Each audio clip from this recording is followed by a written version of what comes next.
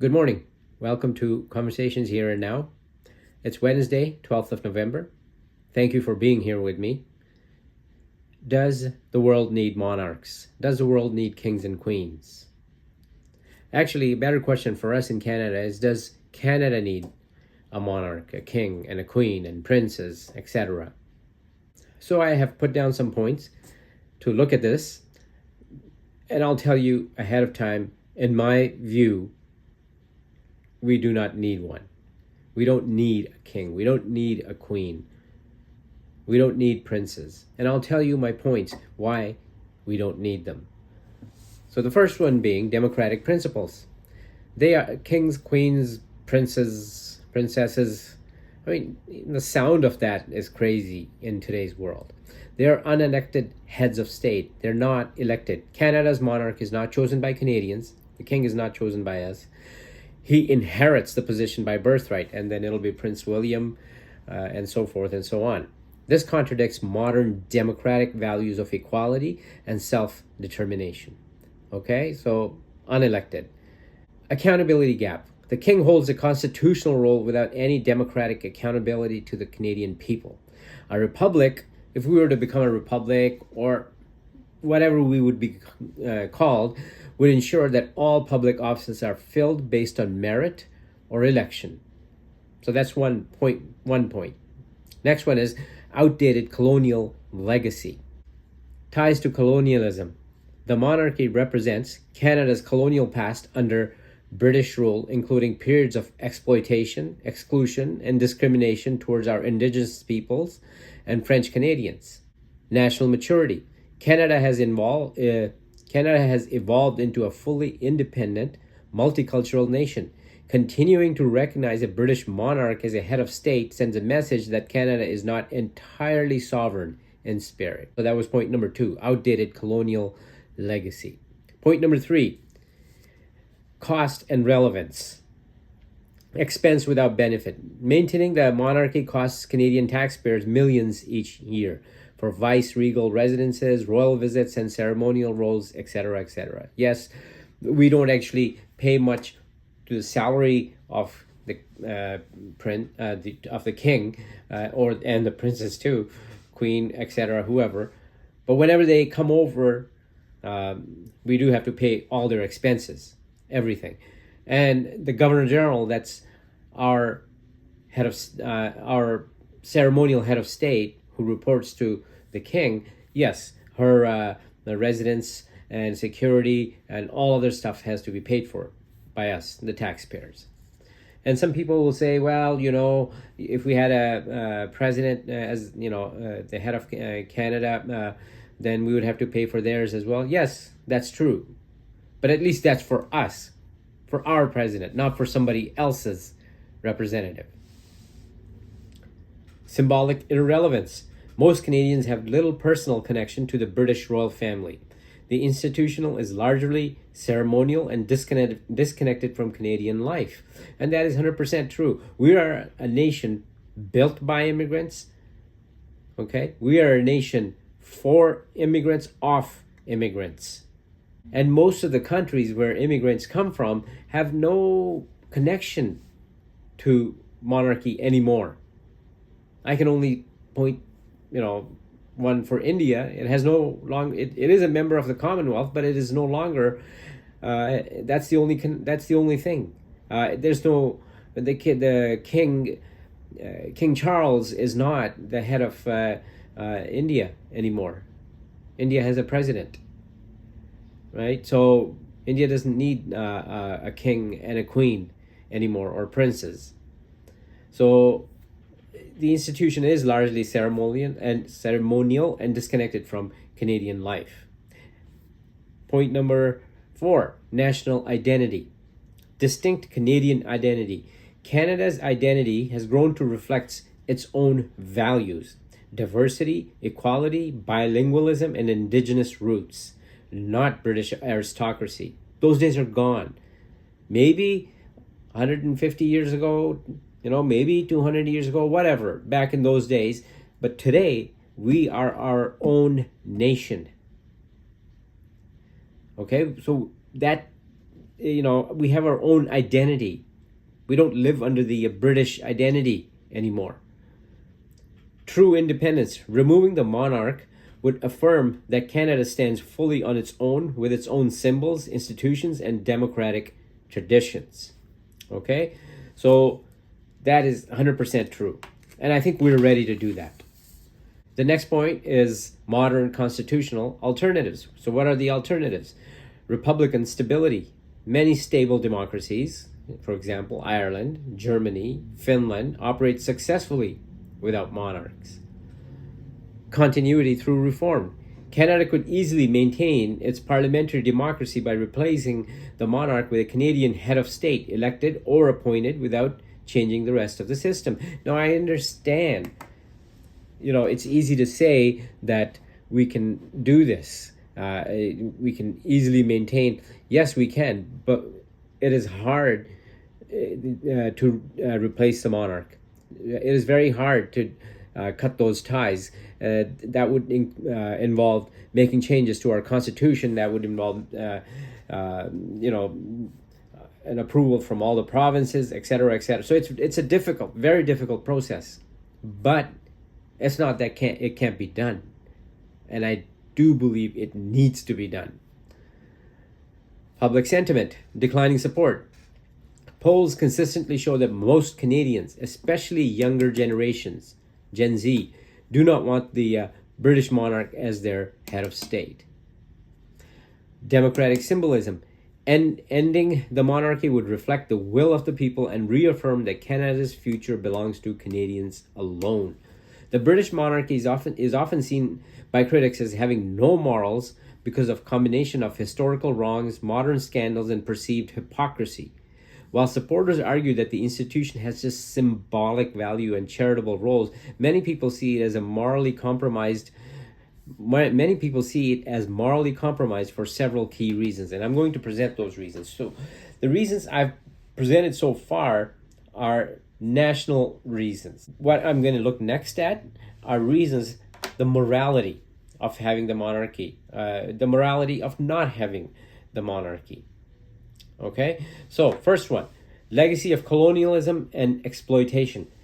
Empires built on oppression. The British monarchy presided over an empire that enslaved, exploited, and colonized millions of people around the world. And that's 100% true.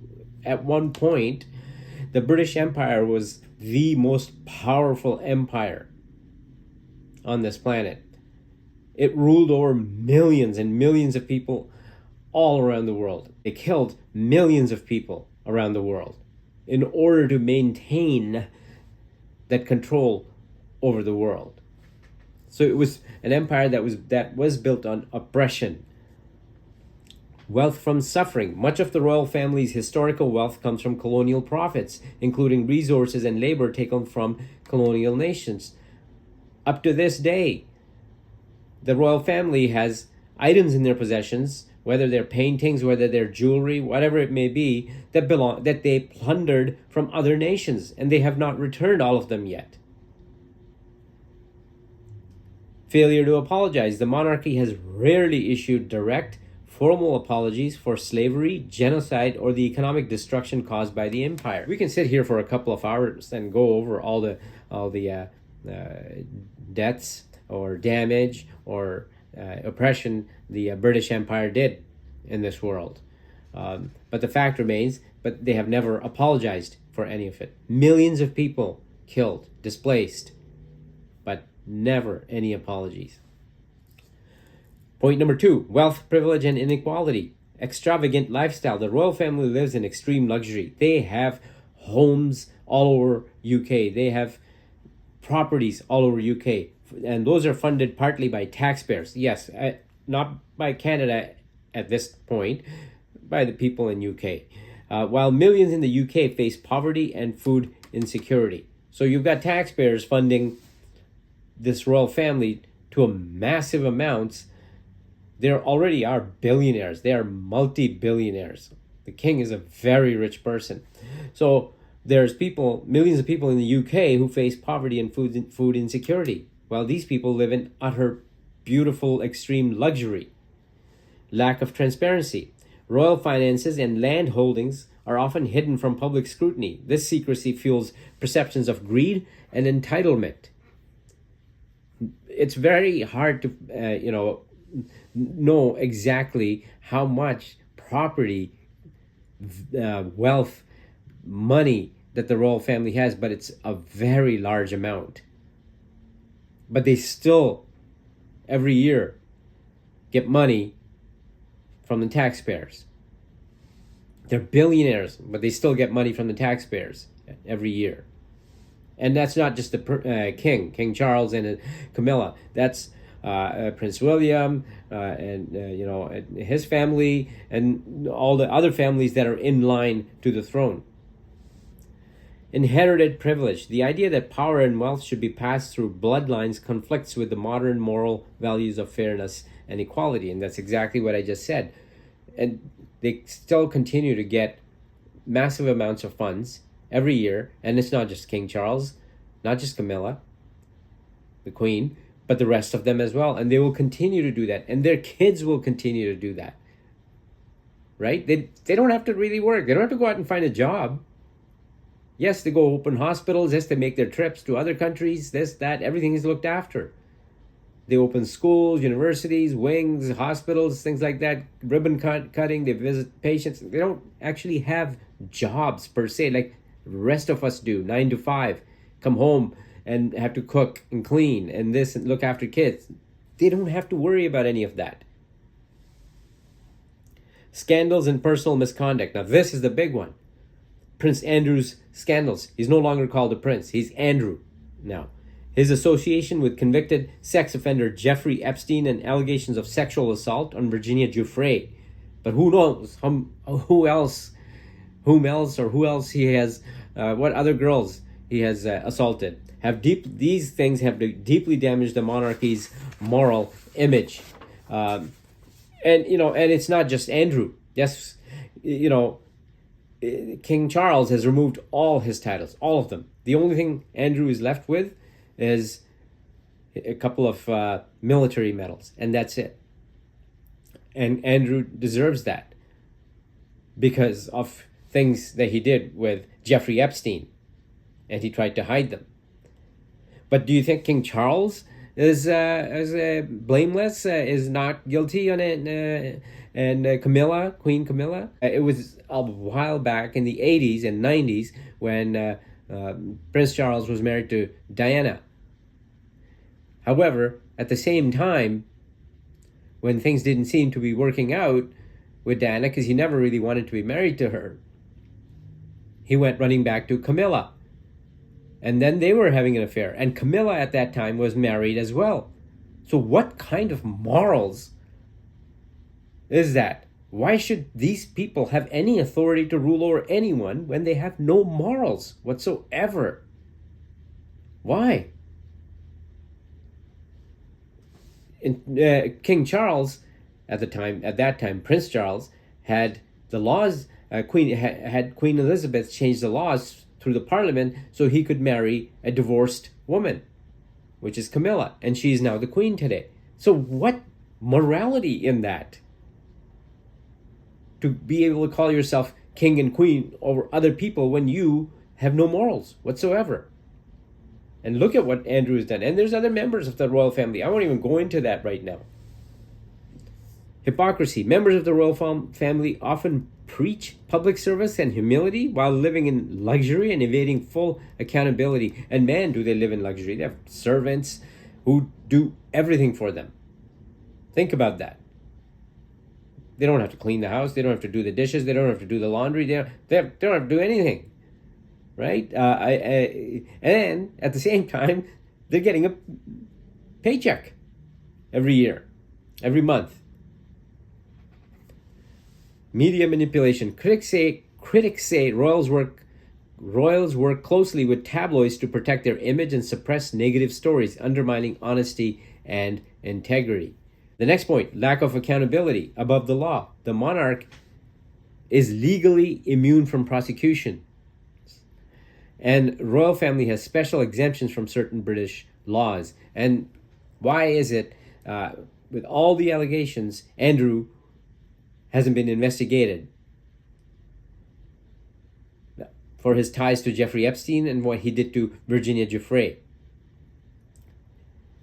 Everybody knows he slept with Virginia Giuffre while she was underage. So it is absolutely unimaginable he can get away with these things, these crimes that he has committed, which should be investigated by the police in UK, but they haven't. They haven't been investigated. They haven't been investigated by the FBI, anybody.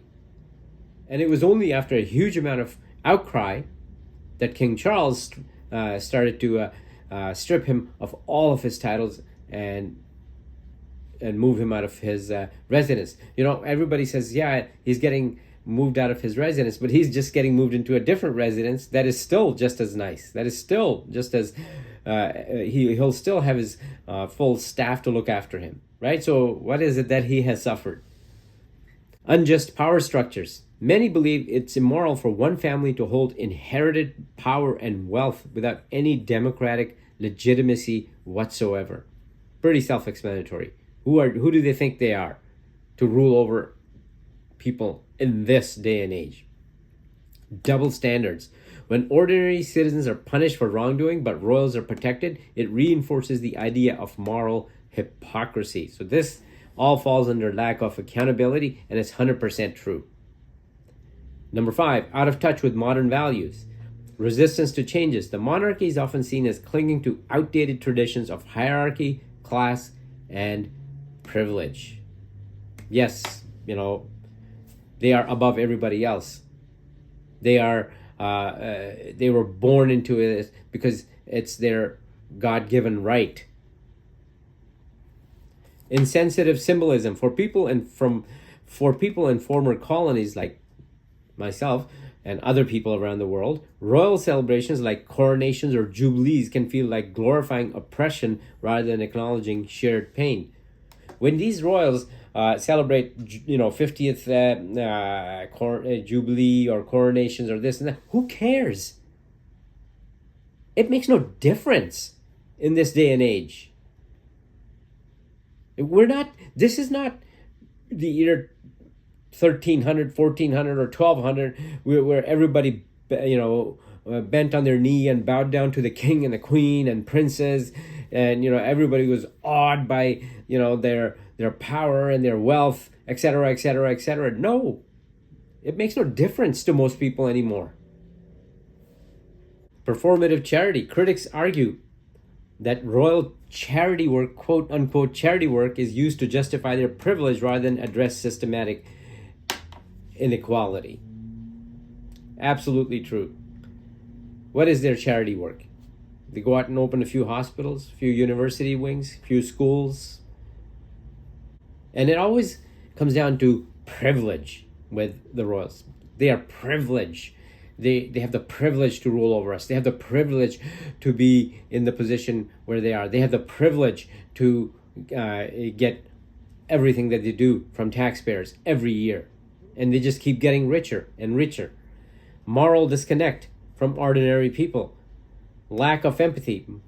Public appearances are often carefully staged, leading many to feel the royals are detached from real human struggles. Again, I'll say the same thing. When they show up to open hospitals, raise money for charities, go to visit patients, especially when they go visit patients in hospitals, the cameras are there filming away, clicking away, making them look so, kind and everything. That's all they do. What kind of stress is that? Everyday normal people feel stressed every day to put food on table, to look after their kids. Do these people? No. Do they have to worry about food on the table? No. Institution over individuals. The monarchy often prioritizes protecting the institution's reputation over doing what is morally right. They would rather, that's their big worry. We can't be looking bad. And that's why what happened with Princess Diana was so sad. They tried to basically cover up everything that she was going through. But, let's not have the institution of monarchy look bad. Cover her up, but the institution must be protected. Pretty sad.